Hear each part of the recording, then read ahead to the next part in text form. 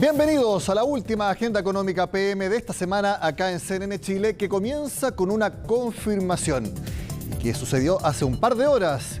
El Banco Central, de forma unánime y tal como lo esperaba todo el mercado, no había ninguna duda, mantuvo la tasa de interés en 11,25%.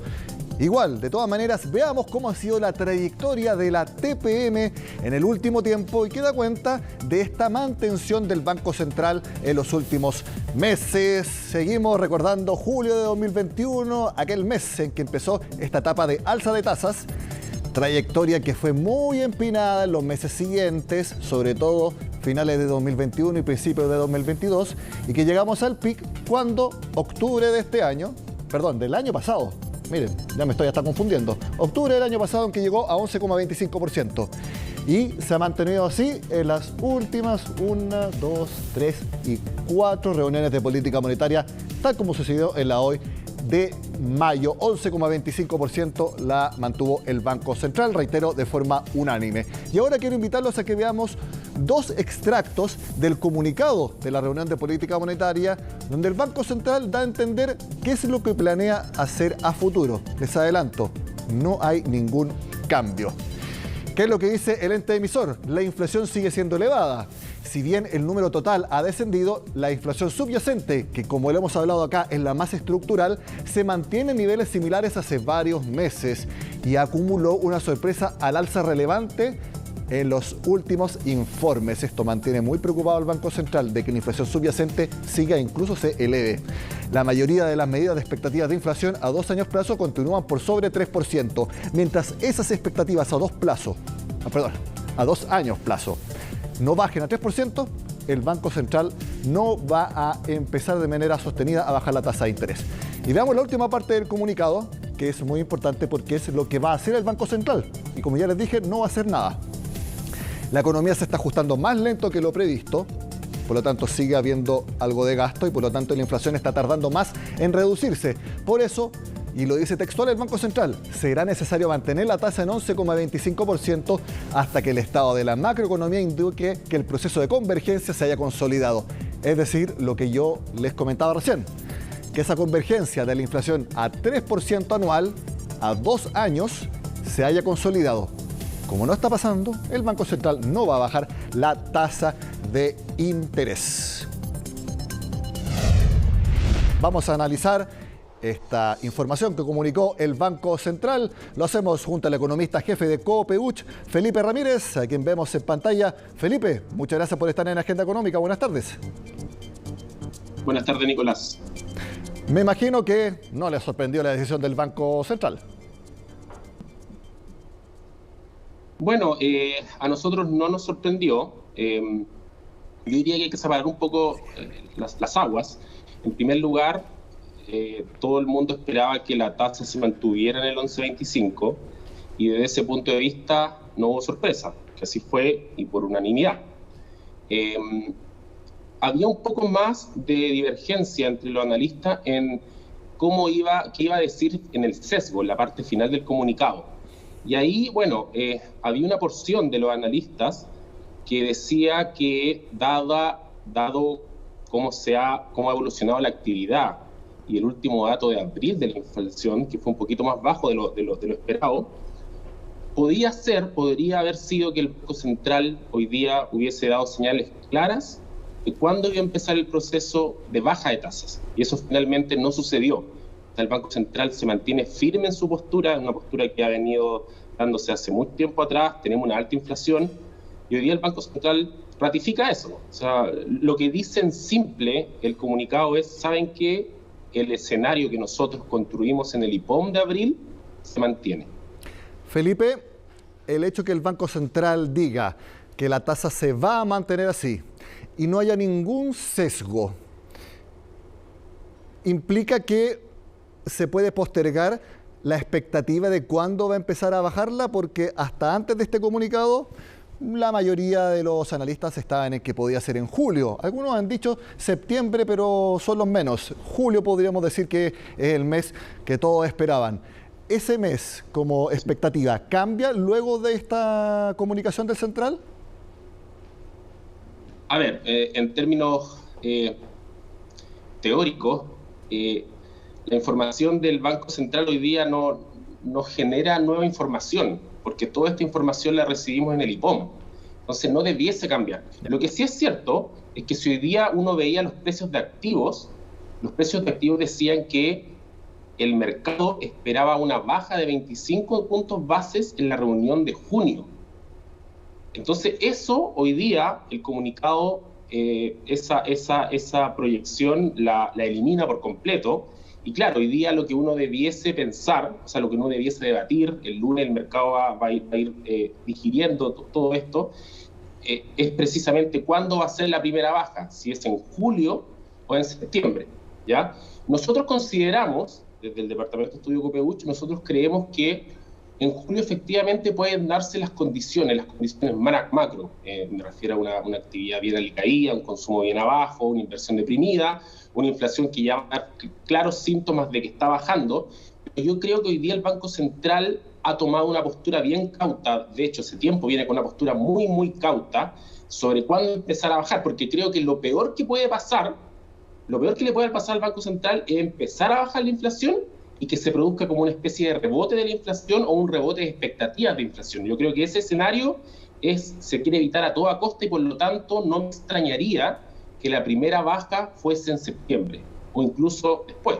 Sí. Eso lo vamos a ver cuando empiecen a conocerse más datos. De hecho, lo estaba recalcando bastante el comunicado del Banco Central de que las expectativas de inflación, sobre todo 2 años, siguen sobre 3%. Y sabemos que el objetivo meta del Banco Central es que sea 3% anual el acumulado del IPC y que ven mucho que las expectativas estén ancladas en 3%. Lo vimos en la encuesta de expectativa económica de esta semana, también en la encuesta de operadores financieros. Todos hablan de que aquí a 12 meses va a haber 4% de inflación, 4,5%, que también sería lo que cierre este año. Por lo tanto, y si lo reitera ahora el Banco Central, yo coincido contigo. O sea, en junio, por ningún lado, por más que estén las condiciones, como tú mencionas. Julio, quizás tampoco, porque aquí, como tú dices, no hay ningún sesgo. Y quizás pueda ser lo que mencionas. Quizás septiembre. Mira, el tema de la expectativa, a ver, hace poco el Banco Central sacó una encuesta de expectativas de empresas, ¿ya? Es muy interesante ese estudio. Y claro, yo diría que esas finalmente son las que importan. Los precios, la formación de precios no se da a nivel de operadores financieros ni se da a nivel de economistas. Son decisiones de empresas y de consumidores. Y esa expectativa hoy día sigue muy arriba, siguen sobre el 5%, creo que 1 año, 2 años, no recuerdo bien, pero sigue muy arriba. Entonces, claro, el Banco Central necesita hoy día ser bien cauto en cuándo empezar a bajar la tasa y claro, el tema de la expectativa hoy día, si bien han bajado, eso es una muy buena noticia, pero creo que no es lo suficiente para empezar este proceso de baja de tasa. Felipe, con el productor del programa, Orlando Silva, estábamos debatiendo si a la palabra flexibilidad, porque el Banco Central dice que va a seguir conduciendo con flexibilidad la política monetaria, habría que hacerle un doble chequeo respecto a si utilizar esa palabra es algo normal en la comunicación de política monetaria o también el central está diciendo, ojo, que si hay rebote inflacionario, puede que en un futuro podamos subir la tasa, pero también bajarla, como es lo más probable. ¿Hay que darle una vuelta a que usen la palabra flexibilidad? A ver, lo que pasa es que el Banco Central, en su IPOM, delinea un escenario que es el escenario base, que es el escenario más probable de ocurrencia y con algunas sensibilidades. Pero también delinean escenarios de riesgos, ¿ya? Exacto. Y eso, como tú dices, puede ser para arriba o para abajo. Para arriba, por ejemplo, puede ser un nuevo retiro. Hay un nuevo retiro, muy probablemente la inflación va a seguir siendo muy alta y muy probablemente en ese escenario el Banco Central va a tener que subir la tasa. Pero por otro lado hay otras cosas que pueden moverla hacia abajo. Por ejemplo, si los problemas de inestabilidad financiera que estamos viviendo afuera, que se están viviendo afuera, empieza a permear en la economía chilena, el Banco Central va a tener que bajar rápidamente la tasa, mucho más rápido de lo que este escenario más probable delineado en el IPOM y que hoy día nos dijeron claro que se sigue cumpliendo. Entonces, esa flexibilidad yo creo que está bien usada. O sea, es importante decirle al mercado, mira, nosotros tenemos un escenario como más probable, pero también existen escenarios que nos va a obligar, que si llegan a materializarse, nos obliga a ser flexible para arriba y para abajo. Entonces, a mí personalmente creo que es una palabra que está bien usada en estos comunicados. Del escenario externo, ¿crees que el riesgo más latente, no digo que probable, pero sí posible, es que Estados Unidos caiga en default? A ver, estos escenarios de default se han dado muchas veces en la historia y en general siempre se solucionan, o sea, llegan ahí al límite del tiempo y empiezan este hecho de deuda, finalmente lo suben y pueden ahí pueden pagar al sector público la deuda, los intereses, etcétera. Así que, si bien es cierto, es un escenario de riesgo, creo que hoy día no es el escenario de riesgo más importante, por lo menos para nosotros. Yo creo que lo más importante hoy día es ver los problemas financieros que han ocurrido en marzo, en abril, y que todos los días hoy día vemos de alguna forma algún banco que está en problemas, de repente caen las acciones. Yo creo que ese escenario más de riesgo que se puede materializar. Hasta ahora la Fed lo ha hecho muy bien, o sea, los problemas cuando se han originado en los bancos, la Fed inmediatamente ha salido ahí a atajar el problema de forma muy rápida, incluso mucho más rápida que la crisis subprime, y eso de alguna forma ha hecho que estos problemas se mantengan bien contenidos. Pero eso no quita el hecho de que mañana pueden haber otros contagios, se puede extender a otros países. Ese es un escenario de riesgo que si se llega a materializar, claro, ahí estaríamos hablando de otras cosas. O sea, muy probablemente ahí el Banco Central inmediatamente actúe bajando la tasa de forma mucho más agresiva de lo que todo el mundo espera. Felipe Ramírez, economista jefe de Copeuch, gracias por estar en Agenda Económica y de haber extendido tu jornada laboral de viernes, por estar en el programa. Muy buen fin de semana. Adiós, muchas gracias, Nicolás. Hacemos la pausa en Agenda Económica y al regreso hablamos de la crisis en las ISAPRES.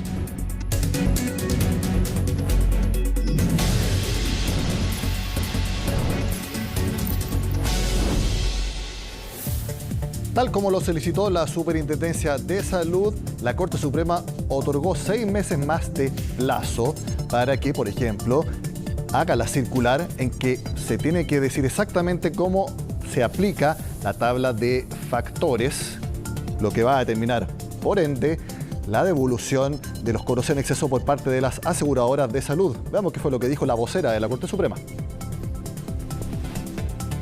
En la resolución se han ordenado dos cosas: la adecuación de los precios de acuerdo al ajuste de la tabla de factores y también la eventual devolución de excedentes, y en ninguna de las dos materias se ha avanzado en los 6 meses que originalmente dimos.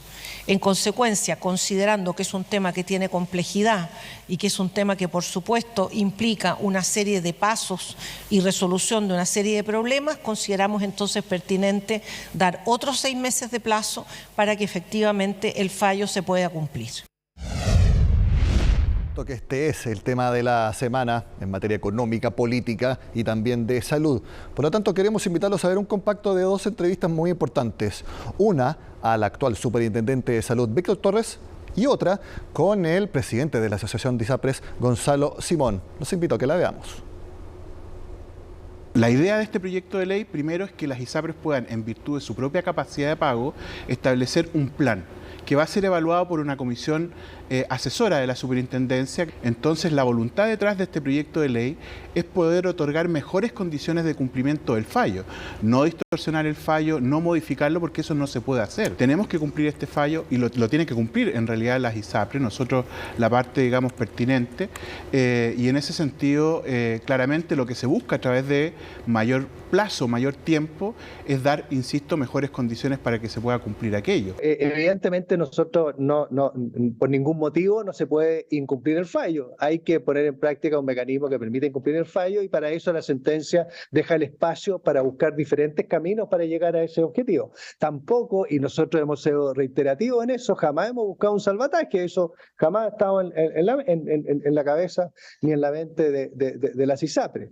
Lo que nos llama la atención, sin embargo, es que por los antecedentes que se entregan, es si en realidad el gobierno central ha recibido toda la información de los impactos y de los efectos y de los contenidos que este proyecto de ley corta tiene. Como ciudadano uno puede preguntarse si el gobierno tiene toda la información, si entiende la crisis sanitaria que esto puede causar, cómo se puede empujar este proyecto que va a tener estos efectos y estas repercusiones en el acceso a la atención de salud de la población. Y efectivamente lo que estamos revisando ahora es que vemos un proyecto que efectivamente lo que puede hacer es forzar a las personas a un traslado al sector público. Y por eso nos parece de la máxima importancia de dar a conocer esta información. La verdad es que es lamentable la declaración de la Asociación de ISAPRE, no solo porque está llena de adjetivos, ¿no? Y no hay ninguna propuesta siquiera de por medio, tampoco hay alguna acción que denote, digamos, que quieran acudir a la Corte a resolver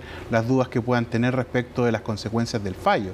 No es el gobierno ni tampoco la Superintendencia de Salud quien de manera artificial ha llegado a esta conclusión, sino que es el cumplimiento de nuestra función, que es dar cuenta de un fallo de la Corte Suprema, máximo tribunal del país. Porque el emplazamiento de lo que ellos dicen es que aquí hay un engaño a propósito, digamos, de los dineros que tienen que restituir.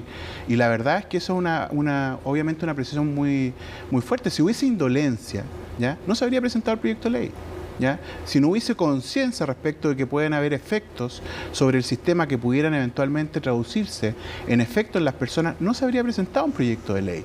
Se habría aplicado de una forma que es mucho más compleja, ¿no?, por los efectos que pudiera tener obviamente en las finanzas y en los indicadores de cada una de las ISAPRE. Nosotros siempre hemos dicho, siempre lo hemos pensado y lo reiteramos, que el fallo sí se puede cumplir. Y lo que hace la sentencia es dejar abiertas opciones.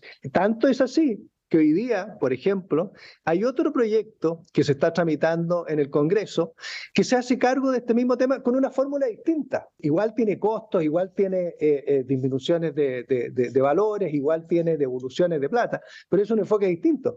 Y lo mismo ha sucedido con los ex superintendentes. Los ex superintendentes también han planteado fórmulas distintas. Esa demuestra que efectivamente hay formas diferentes de enfrentar esto. ¿Por qué? Porque se tiene que cumplir con el fallo, si eso no hay ninguna duda. Se tiene que producir con las modificaciones de los valores y se tiene que producir con las devoluciones que eventualmente se den. Pero eso no puede llegar aparejado el fin de la cobertura, el fin del funcionamiento del sistema. Esto de aquí es una condición tan extrema la que se plantea en este proyecto, que no hay ninguna fórmula para corregirlo. El hecho de plantear una baja de los ingresos mensuales de 30.000 millones, no hay ningún sector que sea capaz de hacerse cargo de ese tipo de volúmenes. De esta manera terminamos la semana en el programa. Sigan con nosotros acá en CNN Chile.